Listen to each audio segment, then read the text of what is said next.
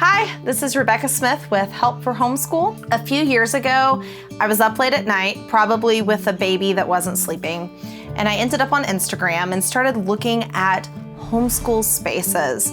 Now, I don't know if you have ever browsed these homeschool spaces on Instagram, but they were pretty incredible. Most of them look something like this: a large, rustic space with huge windows pouring in natural light. The children sit in 1800s style metal desks with a large chalkboard behind them. Beautiful cursive letters are printed on the chalkboard, and a professionally drawn insect with all of insect anatomy labeled in chalk on the board behind them. The children are fully clothed, having hair brushed, and no one has chocolate on them anywhere. No one is wearing a costume. No one has leftover breakfast maple syrup on them. They are seated happily, doing their schoolwork, looking enthralled with their nature drawing or their crochet. No one is crying about math. No one is picking on another kid. They're just happy. The mom looks super well rested and excited, very peaceful and put together. You can barely even tell that the photo was from today instead of 150 years ago, except that you've seen some of these items at Target.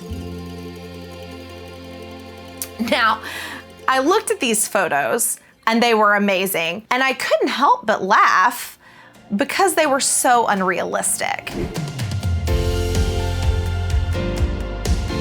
I have a lot of friends who homeschool, and I don't know anybody's home that looks like that. Now, we all wish it looked like that, but the reality is that there are toys everywhere. The kids are in various states of undress. They might be messy because learning is messy, especially with young kids. Sometimes someone is being loud in the back while someone might be having a hard time with math, often with some pancake syrup or chocolate on their face. Maybe there are some kids fighting somewhere, I don't know, but homeschooling looks a lot like parenting. And these homeschool spaces were just unrealistic.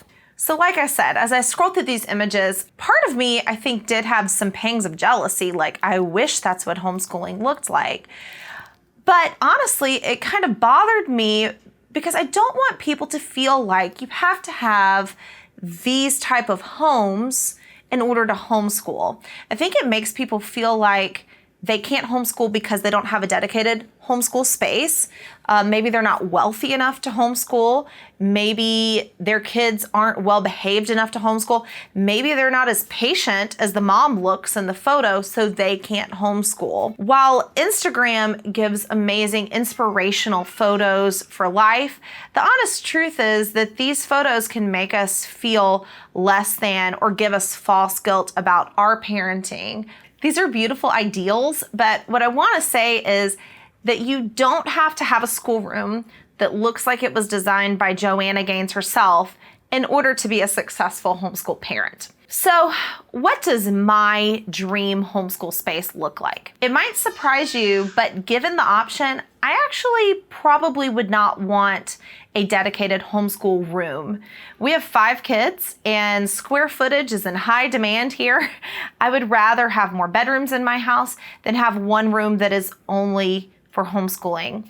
And also, because homeschooling is just kind of a part of our daily life, I want to be doing schooling in the main parts of the house. I want to sit on the couch with the kids and read a book.